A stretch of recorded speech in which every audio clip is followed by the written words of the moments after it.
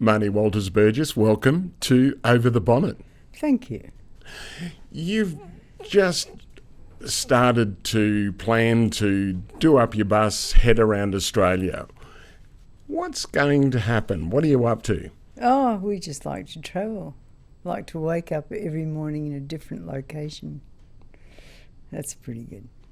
What about the bus? Tell us about the bus. The bus, it was a school bus. It was full of seats and chewing gum. And Mark renovated it into a apartment, I suppose. And it's beautiful. We live in it. It's interesting you say the chewing gum, you know, that's another world than children. Chewing gum, yeah. There was a lot of it. Any stories written under seats? No. You're going to travel out. What are you going to do when you get the bus going and when you start travelling again? Well, we always play, and we usually get jobs in pubs on the way.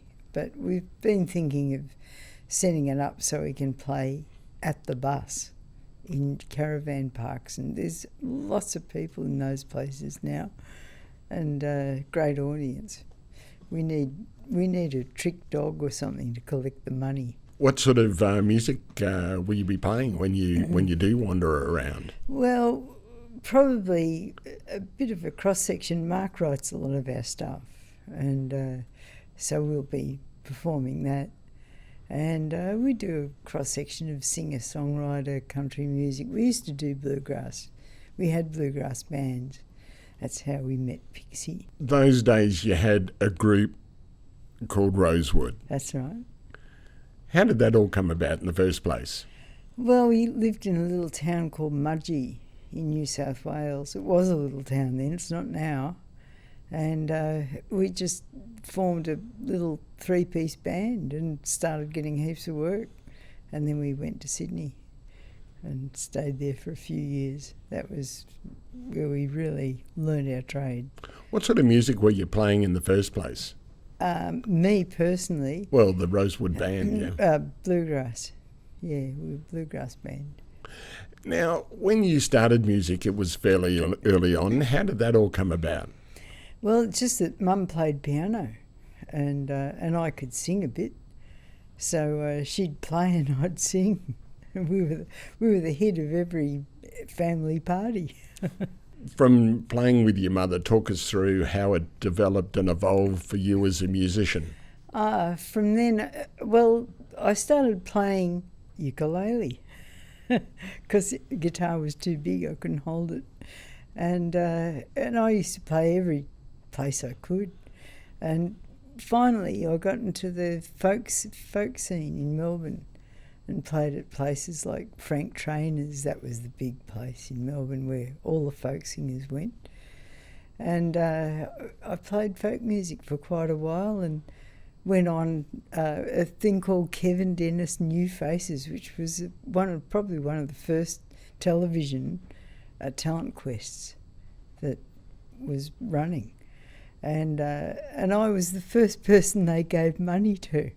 They said, take this money. I guess they wanted to take this money and go. But no, that's must have been an amazing experience. What was it like in the studio? It was old. It was pretty funny. I recall a guy there who went on to this talent quest, and he'd been on a binge, obviously, the night before, and he was still half sozzled. And his act was singing and playing piano with a bottle on his head. Yeah, probably the bottle from the night before. Yeah, probably. And halfway through the song, the bottle fell off and he swore on live television. And they didn't have a button to press in those days. Oops. Yeah, it was oops. So from that, you walked out to the stage. What happened then? With him? No, with you. Well, what happened with him? Oh, I don't know. He got thrown out, I think. But, I went on in Melbourne Tonight with Graeme Kennedy, if anyone remembers Graeme Kennedy. Well, one of the legends of Australian television. Right. Yeah, I was on his show. But I don't think they'd have a grab of it now. It was a long time ago. What was he like, Graeme Kennedy? He was a bit of a lad. He was a lad. He was very nice and welcoming and easy. Made it easy for me because I was only a kid, you know. How old were you at the time? I was about 17. And playing ukulele? No, guitar then. You'd grown into the guitar. I'd grown into the guitar, yeah. So playing and singing? Yes, yes. What was the experience like in Melbourne tonight? That must have been a real piece of kudos. It was pretty strange. It was like you were in a room by yourself because all the lights were on you and you couldn't see past the circle of light. So you didn't know what was out there. And being so early in television, I didn't know how many people were watching, thank goodness. What about a studio audience? Was there one there? Yeah, I think there was, yeah. That didn't intimidate you? I couldn't see them. And what was the reaction to the performance? Well, they liked it because I was doing so. I went in with no shoes on, goodness sake. It was something that nobody had done, I guess. The folk singing was just cracking it then, and everyone wanted to see it. So that was lucky for me. Did they invite you back? Well, they would have, I think, but we used to live in a sort of a rural area and we didn't have a phone, so they couldn't pick the phone up and say, come in tomorrow night, because I wasn't there. There's no one to ring. So I guess I missed the chance, passed me by. So what happened as a result of the In Melbourne Tonight appearance? It must have built your profile a hell of a lot. Yes, it did. I get quite a bit of work folk singing around, but like I only knew half a dozen songs. Once I'd sang them, I was out. So were you writing your own music or playing other people's music at this stage? Playing other people's, yeah. Do you have any artists that really influenced you back in this time? I couldn't even think of it. Like Bing Crosby and those guys were big at the time. And no, I didn't listen to a lot of music. It was a bit later when I started to listen to rock and stuff that I listened to anything but folk and classical. So your mother was a classical pianist? She was an everything pianist. She could play Rachmaninoff and all that, and then all the modern stuff as well. And she could just pick it up and play it. A good influence on you musically? Oh, yeah, I reckon. What do you remember of those days growing up with your mum musically? We had a piano and she played pretty well every day. And I knew the tunes by heart kind of thing, and I'd sit there and listen to them. And she was very, very good. She was a bit of a child prodigy. And so with your mum, did she utilise her talent? No, I never got the chance. So how did she come to be such a prodigy? Well, she had lessons as a child and was always pushing for new stuff. And she decided she wanted to play Rachmaninoff's Prelude in C-sharp minor. And the teacher said, well, that's very hard, but she learned it anyway. And she could play it at age 11. That's pretty young. So back to country Victoria, where were you at this stage? I lived in a suburb called Nunawading that not many people have heard of, I guess. Oh, no, it's pretty big. So back in those days, it would have been fairly rural. Oh, it was, yeah. It was all orchards and paddocks. What do you think when you go back there these days? I don't go back. I remember how the place was when I lived in it. No, that's what I want. I don't want to see it like it is. So when did you move to New South Wales? New South Wales, I made a couple of moves to New South Wales, but finally, I guess around the mid-70s, I went up there and stayed there. And you went to Mudgee? Yeah, Mudgee. Why Mudgee? Why Mudgee? I don't know. Why Mudgee? Well, we bought a property there, and we had a 1,000-acre property in Mudgee and bred cattle. And I got a lot of experience chasing cattle around, which occurs in the book. So I used all that experience to write the book. Well, we'll talk about that in a minute, but I'm curious, how old were you when you're running around a 1,000-acre property? Because it's a fair bit of experience you would have gained at this stage. Yeah. What happened then? I guess I was about in my 20s. I'd been about 25 or so. And we just ran the property, and we had a house in Mudgee, and it was... we used to rent rooms out to people, like it was a big house. It was made for that kind of thing. And then my husband got a bit flighty and ran off.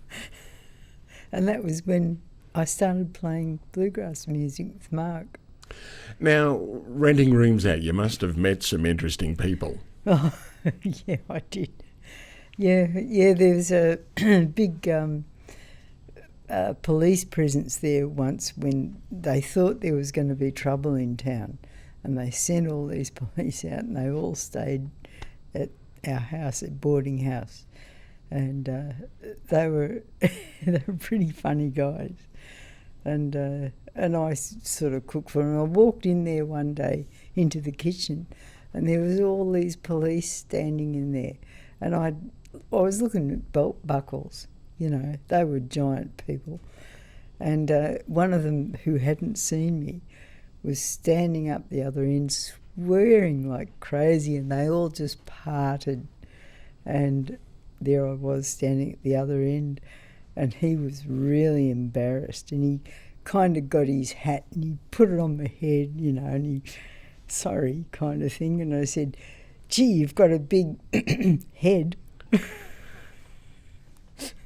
And they all cracked up. That was good, because the whole weekend was excellent then. From policemen to what other sort of characters? Just itinerant people mostly, yeah. Just young single blokes. And, yeah, I didn't do it for too long. I'm not much of a housekeeper. So at that stage you met Mark, you're starting to play a bit of bluegrass and rock. Must have been great times. Ah, yeah.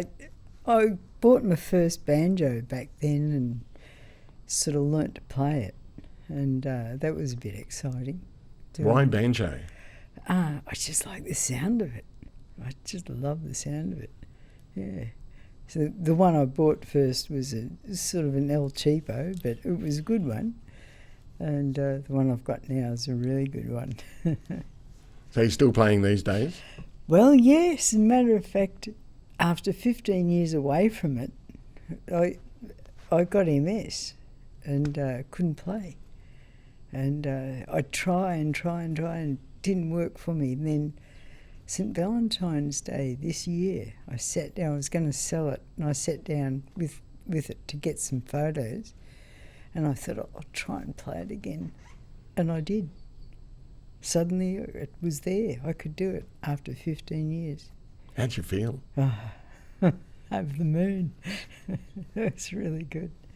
So that getting back into that real bluegrass. Yeah, I've got to work at it more. I'm not very good. 15 years away is a long time. But getting back there slowly. So let's go back to the Rosewood days when you're just starting, you've picked up the banjo. How did that all evolve? Well, there were three of us, a bass player as well, Greg O'Carrollin. And we started working just around the area and then further and further out. And we went up to Scone and places like that. And we had a little circuit that we'd do.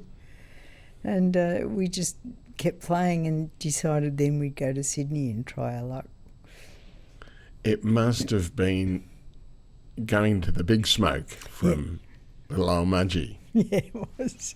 It was. What happened?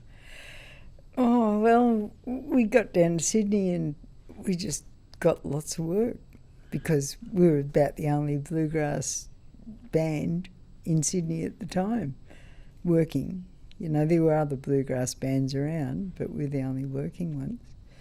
And there was another really good, but they were a very traditional band, and ourselves, and we just got so much work. We couldn't turn it down. What were the crowds like at the time with the new sort of music coming in? Oh, they were amazing. They'd jump around, and yeah, they really liked it. Because bluegrass is real tap your foot stuff. So yeah, they loved it. What sort of clubs were you playing at this stage? Oh, now you've got me. We played the Trade Union Club. That was one I remember. There were other clubs, but I can't think of which ones they were now. The Trade Union Club stands out. What was so special about that one? Only about 10 people turned up, and we all stand up on stage, and Mark introduced everybody in the audience to everybody else. That's how few people were there. But we had a good time anyway. What's the magic about stepping up on stage and playing to an audience, hey, of even 10? I don't know. It's just, on a really good day, when you really connect with the audience, it's like being one of them kind of thing, you know? You sort of get in touch with the audience a bit, and they love it, and you play better. Feed off the energy. Yeah, you do. You're playing around the clubs, you're getting a lot of work.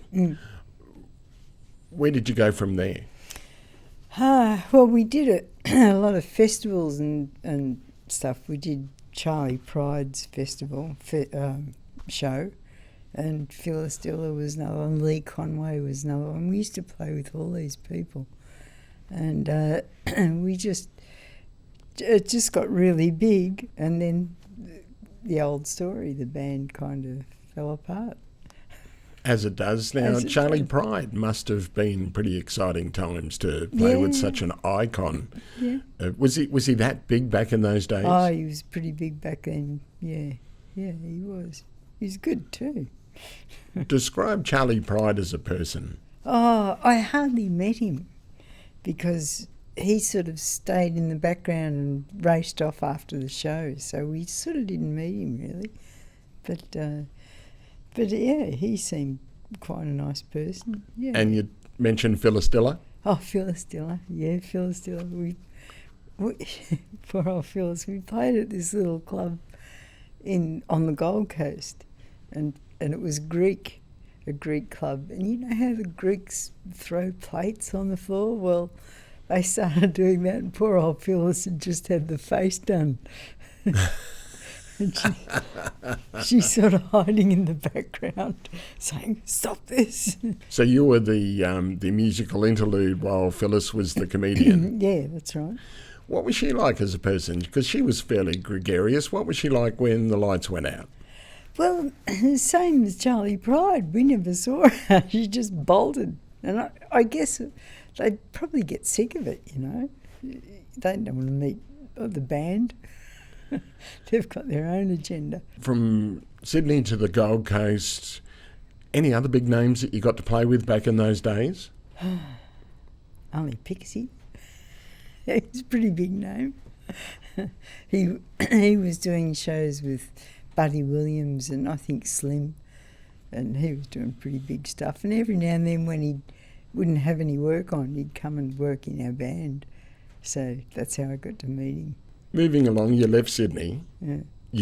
Why did you leave Sydney? If it was going well for you down there, why leave Sydney? We left Sydney and went to the Gold Coast, and it went equally as well for us there.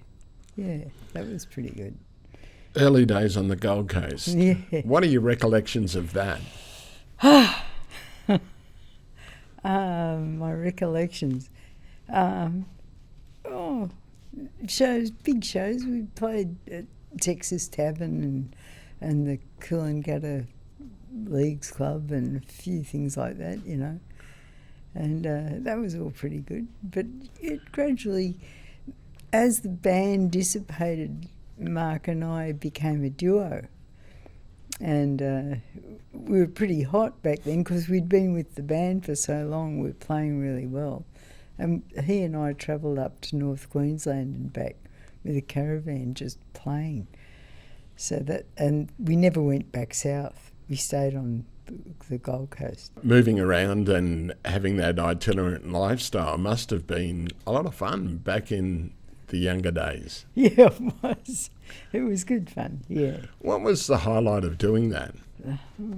Gee, you got me now. The highlight of doing it, just doing it was the highlight. It was good to do. It was fun. Once you got up north, different audiences? Yeah, a little bit different, not too much. Pretty well the same people jumping around. You settled in Kilkevin. Mm. Why Kilkevin? We're looking for land, a place to buy, and Kilkevin was pretty cheap at the time, so that was our target. What was it like back in those days? Very rural and very remote. Very, well, yeah, very rural. And there was no phones then and, nothing like that. Still travelling around a lot? No, Mark ended up working for the local council because he's a diesel fitter by trade. Ended up running half of it. So he only retired, 15 years ago or 10 years ago or something. Did you miss the road once you started to settle down in the Kilkevin Shire? No, not really, because we kept travelling. We kept doing it. And we'd go fair distances. We'd go up to Maryborough, for instance, and play. We still travelled a fair bit. Do you have recollections of, because the early Gympie Music Muster was in the area, were you involved with that? No, we never did. We were working in Gympie at the time at quite a few of the pubs. And one of the pubs we worked at was just across the road from the muster office. And we went over to the people at the muster office and said, here we are, this is what we do, here's our flyers. We're just working across the road if you want to come and catch a bit of the act, because you might give us a go on the muster. They didn't turn up. What do you put that down to? Gympie. Gympie. If you're not from Gympie, forget it. It's changed now, they've changed. But back then, it was all like, this is our muster, you're not going on it, this kind of thing. Because you were originally from out of town? I guess so. Yeah, or from Kilkevin, which was not good. How have you seen the evolution even of the whole Gympie area since 30 years that you've been here? Yeah, well, we had an amalgamation, and that was a disaster. Never mind. But Kilkevin gets treated like the poor country bumpkins. That's how they see us, from Gympie to Kilkevin. Like they used to at Widgie, they used to think about them like that. And now they've transferred that to us. You mentioned that you got MS. Yeah. What was the story there? And it must have been, because you could pick up now the banjo again, you're out the other side of it. Mm. What was the experience like, and how did it all start? Oh, it was horrible. Because you lose a lot of things. And one night we were booked to play at the Great Horse Ride concert, the Kilkevin Great Horse Ride concert. And back then they used to get 1,000 riders, so there were quite a few people in the audience. And I was out the back warming up the banjo and my fingers, and the MC said, "You're on." So I walked from backstage to front stage, I was playing when I walked across, and when I got to the front stage I couldn't play a note. Just went, everything went. Couldn't play anything on the banjo, and I couldn't understand what was going wrong, and that was what it was. How did you react when you got the diagnosis? Well, I didn't feel any different really, but there were symptoms. I had symptoms like skewed vision, that kind of thing. I tried to ride the push bike one day and I looked up and I could see two roads and I didn't know which one to go down.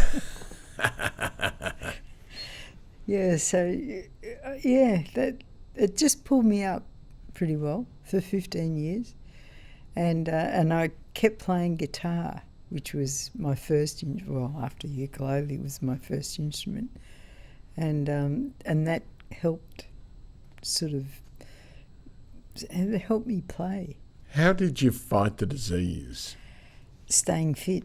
By staying fit, I used to go to the pool every day and they'd all laugh at me because I could only swim 25 metres if I was lucky. And they'd laugh at me and they taught me how to swim.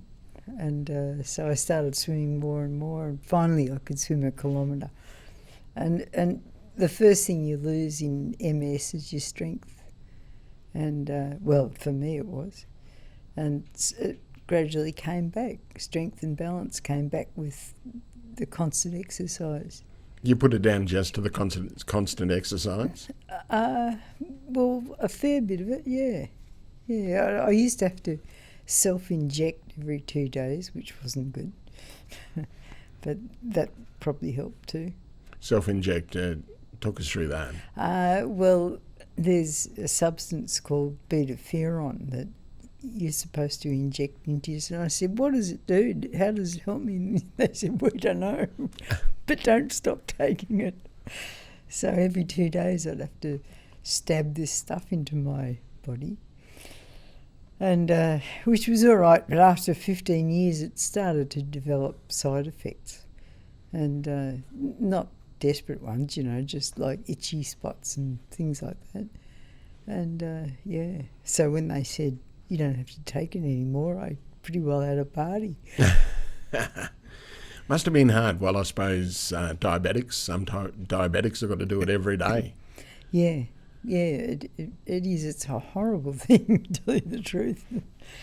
Because in the end, all the needle sites, you have different needle sites on your body, and they all started to calcify.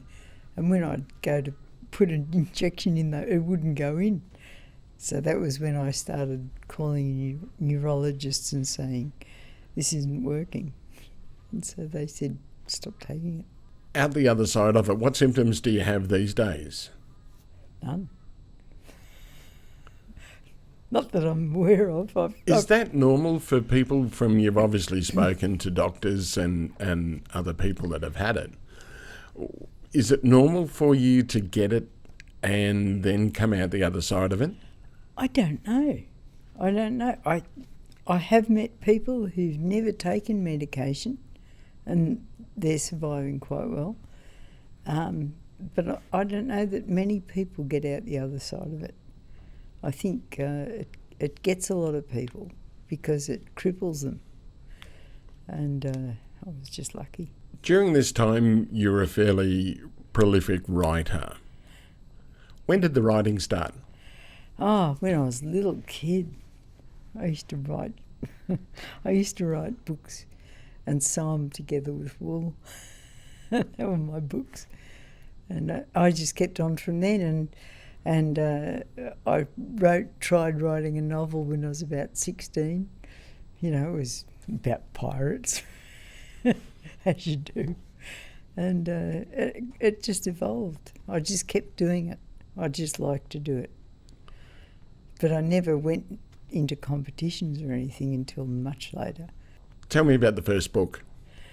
The first book I wrote, there was a lady in Kilkeven,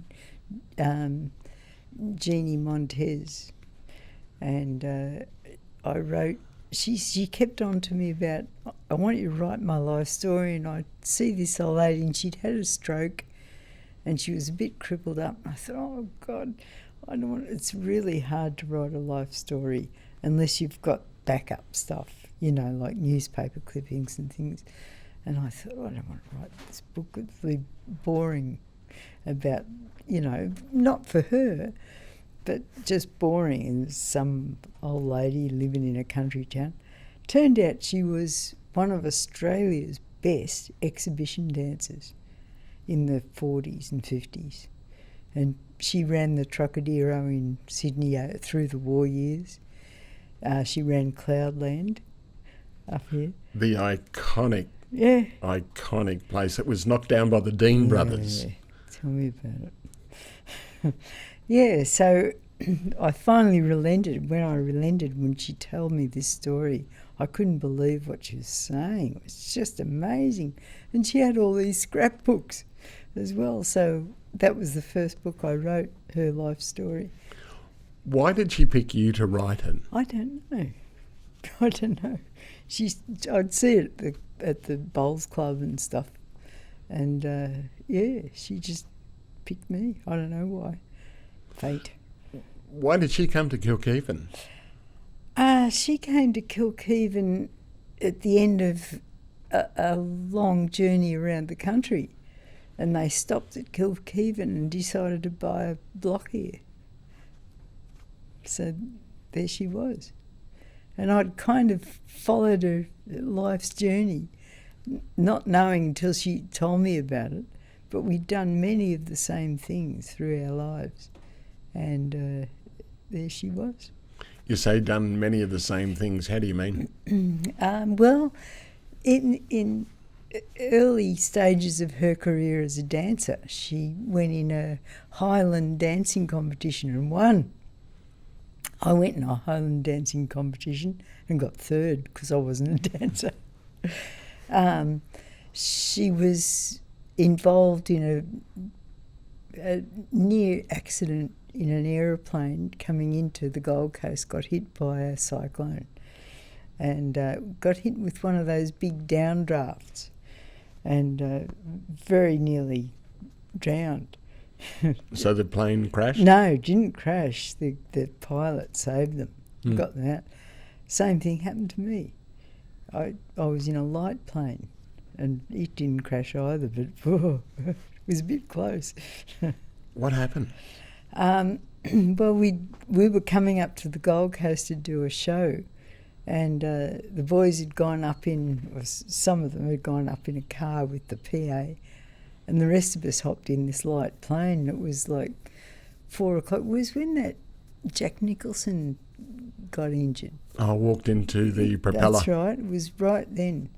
And we're waiting for this plane. It was overcast and dismal, and the pilot said, we'll have to wait till it clears. And a little opening appeared in the clouds, and we went for it. And the drummer, he wouldn't go in the plane unless he could sit in the front seat. Thank you very much. And off we went. We headed for this little hole in the clouds, and the door came open. And there were papers flying around, and there was lightning and rain. I'm looking at the tops of the trees and thinking they're a bit close. And I thought, this is another band down. But no, the pilot got us up again, and we went back to the airport, shut the door, and took off again with another pilot who had an instrument rating. The guy we had didn't have one. So when we got into cloud, he didn't know where the hell he was because he didn't have the instruments. So we got back in with the other pilot, and off we went again. Were you afraid? Oh, yes. Yes. But we didn't. We did it all right. We got there. You're sitting there going, here's another band going down. Yeah. You got back in for another go, though. Oh, yeah. Well, we wanted to get to the gig. What was it like when the door flew open, you're looking at the trees? It wasn't good because they were saying the number of our plane and over the radio and saying you don't have enough altitude. And I'm thinking, no, we don't. It was pretty scary at the time.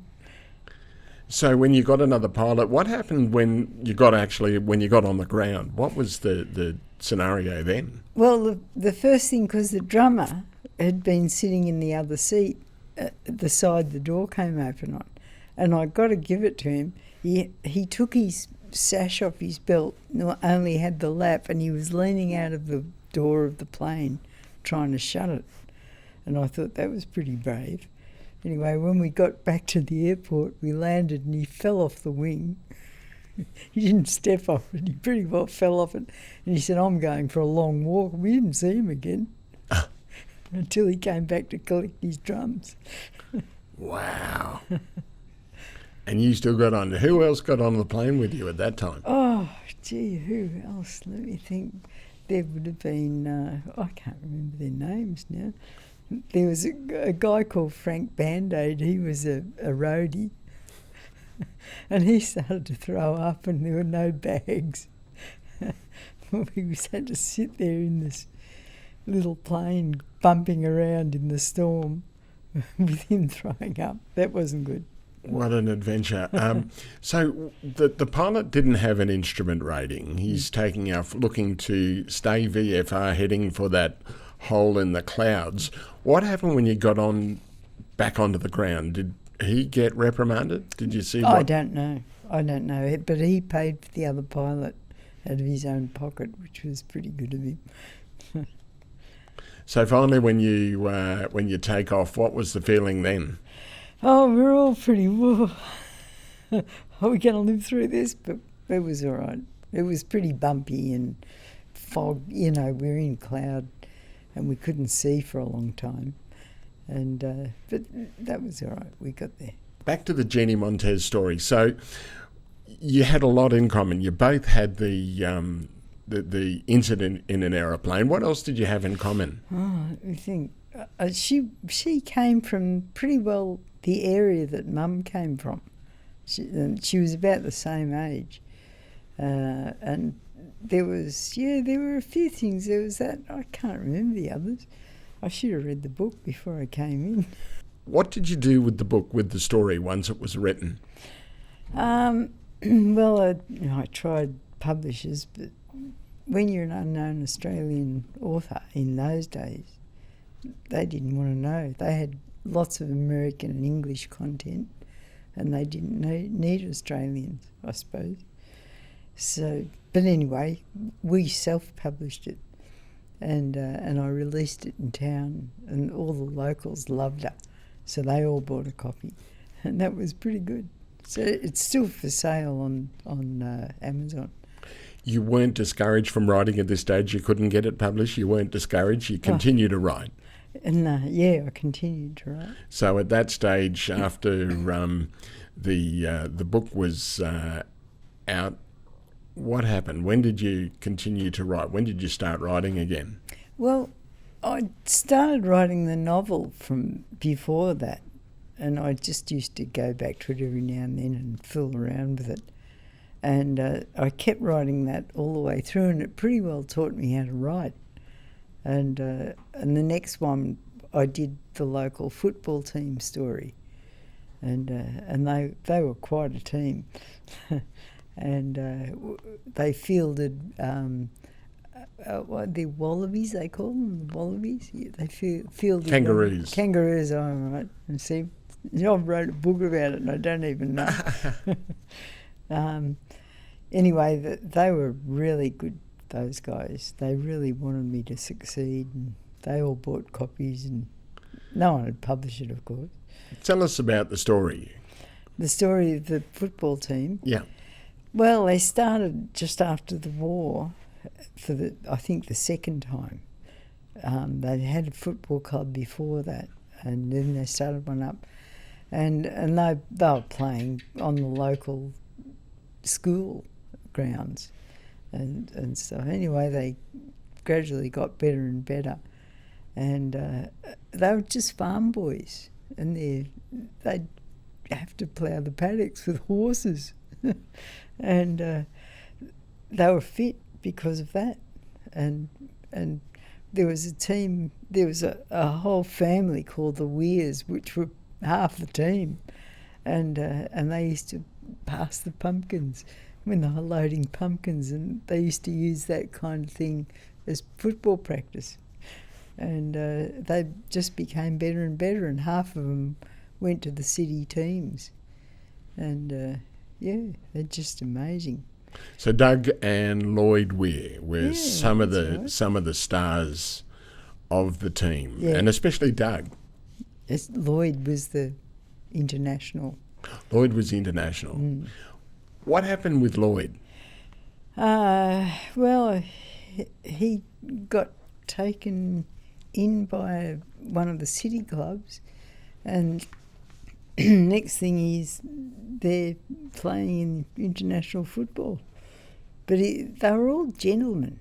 They weren't players. They didn't go out to hurt each other, to hurt people, and that was different for others. They played people who wanted to hurt them.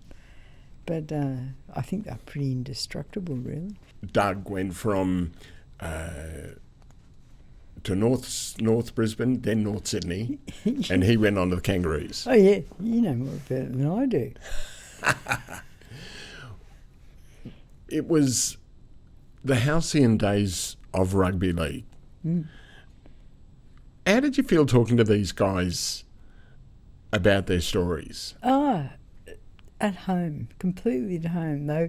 They honestly, they couldn't do enough to help me, and in the end, I got them all of them that were left. I got them all together for a photograph, and they all turned up. There they all were, ready to be photographed. They were just really good. Anything they had photos and stuff of the old days, and they made those available to me, and they were just real gentlemen. Why did they want you to write their story? Was it because of the other story you'd written? No, well, partly. The guy at the post office, he was secretary of the club. He played, and he was secretary for a long time, and he had all this memorabilia, and he gave it to me. He said, "Here, you want to write? I thought about writing the story." And he said, "Here's all the stuff." So I went through it, and I thought, this is going to be big, and it was. What was their recollection of going to the Big Smoke and representing Australia? Well, they were obviously proud of the guys that did it. Yeah, they were a team. They were a real team. They weren't just a bunch of players brought in from here and there and everywhere. They were all local boys. And half of them were related. For them, looking back, how did they feel? I guess proud of themselves, rightly so. Then through all of this, you're writing another book. Yeah, in the background. It was something that was a bit of a labour of love then? Well, it was, yeah. Yeah, it was. It kind of went from the pirate sort of story and evolved. And as I evolved, so did the story, which was really good. And it ended up nothing like the pirate story. What did you do with the early information from the pirate days? Oh, lost it. So talk us through the actual, it was a novel, talk us through the synopsis of what you were writing about. Well, I just had this idea of what it would be like to find yourself on another planet and not know who the hell you were. And that was kind of where I started from. And I wrote the story about a boy who was in that very position, and he got raised in Australia by a shearer. So, and I timed it exactly my lifetime, so I remembered it all, and I did a lot of research on it. So the research in it's pretty accurate, I think. And for anyone who reads it, they'd go, "Oh, I remember that." What was the reaction to an Australian sci-fi? Oh, none. No one knew about it. Hardly anyone knows about it. Now I can't get it. I'm not a salesperson. I'm a writer. I'm not a salesperson, so I'm not good at selling things. And people who've read it love it, but I just can't get enough people to read it. Tell us about some of the highlights of the story. What sticks out in your mind when you talk about it? Well, I don't talk about it very often, but one of the highlights is when I thought about writing this chapter on the boy and his cousin. He's, sort of cousin. and they steal a plane. And I remembered reading a long time ago about two boys stealing an aircraft and taking off in it. And the hardest part is getting them back down. And I thought, well, that sounds like a good thing to put in. So I wrote that into the story. And I knew nothing about planes. And one thing I've learnt is that don't write about what you don't know. So I dug out this pilot. He was a glider pilot. And we were staying in Mudgee at the time, working. And this guy said, I need some information. He said, come round. So I took my nephew with me. We went round there. And I asked him all these questions. What would you do and what would happen? And he gave me the whole rundown on what would happen if two boys stole light aircraft. And it was just word for word perfect. And it was all him that told it, and I wrote it all down. And so that was probably one of the highlights of the book for me. Interesting, though, a sci-fi aspect. It's not something that's very common, especially for a female from a country Victoria. Why sci-fi? Well, it's more fantasy than sci-fi. There's not a lot of sci-fi in it. It's just a fantasy story. I just made it up. When you decided to self-publish, you went to Amazon. Talk us through that process for aspiring authors that want to get a book out there. What actually happens when you want to try and get the book out and get known? Yeah, well, it's really good if a publisher takes you up, of course. You've got much more access to the media and advertising, whereas if you do it yourself, you've got none. And I'd tried a lot of times to get it published, and it sort of didn't work. They weren't interested in it. And finally, someone told me about Amazon, and I had a look at that, and you can put it on there. If you've got a manuscript, and it doesn't matter how poor it is, you can put it on Amazon. And I've read some stuff that's on Amazon that just bewilders me. And so I didn't do it myself because I'm not that clever. But a friend of mine put it on there, and subsequently all my books have been put on there. So the three of them are available. Well, give us the titles of all three of the books that you do have. The Jean Montez story, the Kilkeevan-Gameri Reds, and Inquiline.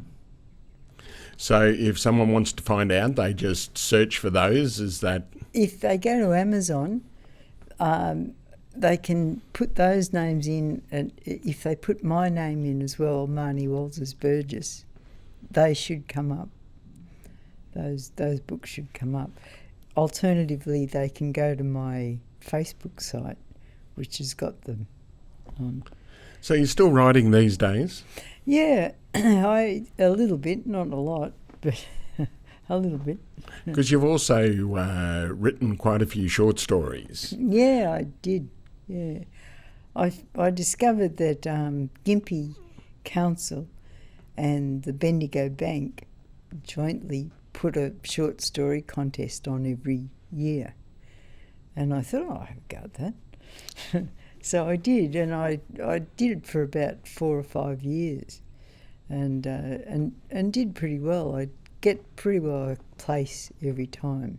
Sometimes I got first, which was a bit of a bonus, but other times second and third were fine with me. It must have been a real thrill to get acknowledgement for your writing. Oh, it was, yeah. The first time. I'd never had acknowledgement from my writing until then. How frustrating is it that for someone that can't get the publishing deal that you'd really like, and there's obviously a lot of people that write books, yeah. It must be good to have an outlet. Yeah, it's excellent. Yeah, it really is. It's good. It's good to know that other people enjoy what you write. That's it. Yeah. So what are you writing about these days? Nothing. Nothing pretty well.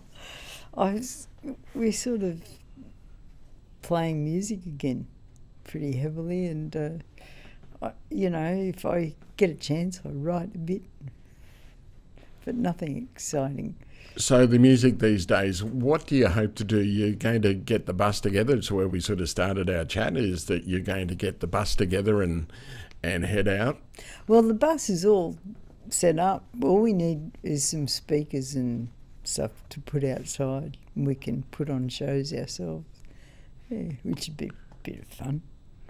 And hopefully finance the touring around? Oh, that'd be bonus. That'd be great. You're back to playing music again. It must be a real thrill post the multiple sclerosis. Oh, it is, yeah. Well, I played pretty well right through, but guitar, not banjo. I couldn't play the banjo. Mark had to take up ukulele to make up for us. What was it like when you realised that you could play banjo again? Oh, amazing. I was amazed. I just sat there with my mouth open for about 10 minutes. You took quite a bit of time out from it. Yeah. Why did you actually pick it up and start trying? Did you realise you had the dexterity? No, I tried many times through the 15 years that I had the disease, and never worked. It always felt alien. I couldn't play it. And then this one time I started getting all the things I couldn't get before, and gradually they've come back slowly. They're still not back fully, but they're coming back. Is the same enjoyment playing these days what you used to have back in the early days of Rosewood? Well, it's different now, see, because we were a band then. It's more exciting. You're up there with 4 or 5 other people. So it's a pretty exciting kind of thing to do. And it's like you're in a bubble with the other people that are playing, and the music sort of bounces around in the bubble, and it's great. Is there a highlight from those days that really sticks out? No, it all sticks out, all of it. It was great. It was really good. And playing with really good people like Pixie and other people like him, it was just so good. It just pulled your playing up. Playing with good people always makes you play better. Certainly does. Marnie Walters-Burgess, thanks for joining us over the bonnet. Thank you.